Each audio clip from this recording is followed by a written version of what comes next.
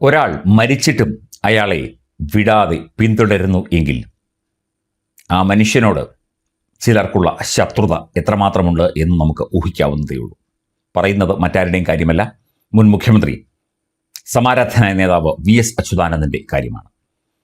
VS. അച്യുതാനന്ദനെ പല രീതിയിൽ അദ്ദേഹം രാഷ്ട്രീയത്തിൽ ഉണ്ടായിരുന്നപ്പോൾ അദ്ദേഹം മുഖ്യമന്ത്രിയാകാതിരിക്കാൻ, അദ്ദേഹത്തിന് ഭരണം കിട്ടാതിരിക്കാൻ വരെ ഇവിടെ പിണറായി വിജയനും ചില ആളുകളും ചേർന്ന് കളിച്ച കളികളെക്കുറിച്ച് സി ദിവാകരൻ എന്ന CPI നേതാവടക്കം വെളിപ്പെടുത്തിയത് നമ്മൾ വാർത്ത നൽകിയിരുന്നു.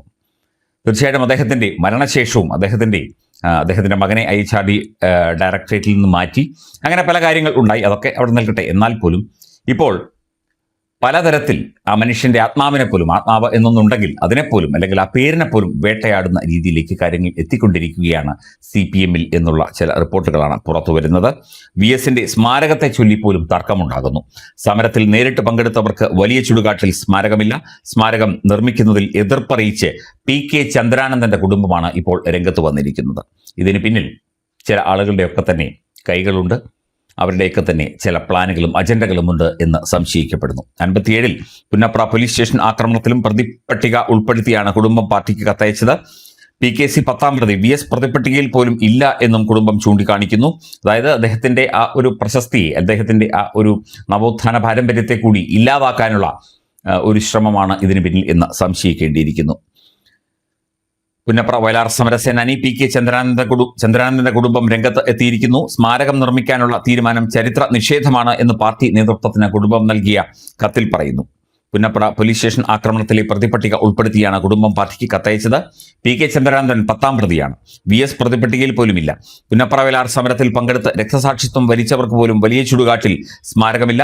VS-നായി സ്മാരകം ഉയർന്നാൽ വലിയ ചുടുകാട് VS-ന്റേത് മാത്രമായി മാറും എന്ന ആശങ്കയും കുടുംബം പ്രകടിപ്പിക്കുന്നു. വിവാദങ്ങളിൽ സംസ്ഥാന നേതൃത്വം ഇടപെടും എന്നാണ് ഇപ്പോൾ CPM ദേശീയ ജനറൽ സെക്രട്ടറി MA ബേബി പ്രഖ്യാപിച്ചിരിക്കുന്നത്. അപ്പോൾ തന്നെ ഇത് ഒരു ഗെയിമാണ് എന്നുള്ള കാര്യം ഏതാണ്ട് ബോധ്യമാകുന്നു.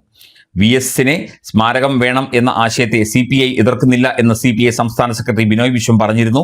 TV തോമസിന് ഒരു സ്മാരകം വേണം എന്ന ആവശ്യം പണ്ടേ ഉണ്ടായിരുന്നു. അത് CPM ധാരണ പ്രകാരം ഒരു നേതാവിൻ്റെയും സ്മാരകം അവിടെ വേണ്ട എന്ന് തീരുമാനിച്ചു.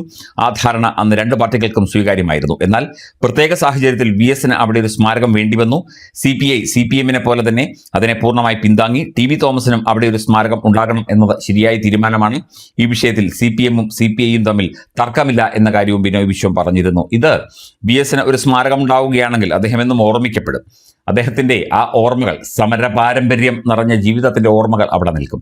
PK ചന്ദ്രാനന്ദനേക്കാളും എന്നും ഒരുപടി മുന്നിൽ തന്നെയാണ് VS അച്യുതാനന്ദൻ എന്നത് സമരസഖാക്കൾക്കും അന്നുണ്ടായിരുന്ന സഖാക്കൾക്കും ഇന്നത്തെ സഖാക്കൾക്കും ഒക്കെ തന്നെ വ്യക്തമായിട്ടറിയാം. അപ്പം VS-ന്റെ പേര് ആ ഒരു നിലവാരത്തിലേക്ക് ഉയരരുത് എന്ന് ചിന്തിക്കുന്ന ചില ആളുകളാണോ ഈ PK ചന്ദ്രാനന്ദന്റെ കുടുംബത്തിന് പിന്നിൽ എന്ന് സ്വാഭാവികമായി സംശയിക്കേണ്ടിയിരിക്കുന്നു. ഇത് എന്തുതരം ഒരുതരം രാഷ്ട്രീയ നെറികേടാണ് എന്നുള്ള കാര്യം മനസ്സിലാകുന്നില്ല. VS എന്നാൽ VS മാത്രമേ ഉള്ളൂ.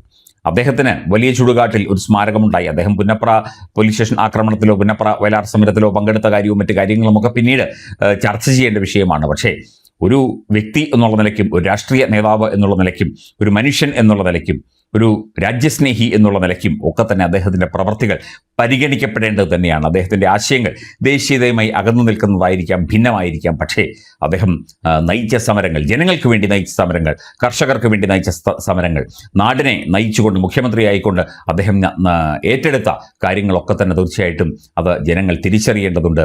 ഒരു സ്മാരകത്തിൻ്റെ കാര്യത്തിൽ പോലും കൃത്യമായി തീരുമാനമെടുക്കാൻ കഴിയാതെ, അല്ലെങ്കിൽ തീരുമാനമെടുക്കാൻ കഴിയുന്നില്ല എന്ന് വരുത്തി തീർത്ത് അതും ഒരു തർക്ക വിഷയമാക്കുന്ന രീതിയിലേക്ക് CPM എന്ന പാർട്ടി അധപ്പതിച്ചിരിക്കുന്നു. അതിനൊക്കെ തന്നെ കൂട്ടുപിടിക്കാനും ചിലരുണ്ട്, അതിനൊക്കെ വഴിമരുന്നിടാനും ചിലരുണ്ട് എന്നതാണ് സത്യം. ഒരു തരത്തിലും ഒരു രീതിയിലും ജനങ്ങളുമായി ചേരാതെ, ജനങ്ങളോടൊപ്പം നിൽക്കാതെ CPM-ന്റെ രക്ഷയില്ലാതായിരിക്കുന്നു എന്നുള്ളത് CPM ഇനിയും തിരിച്ചറിഞ്ഞിട്ടില്ല.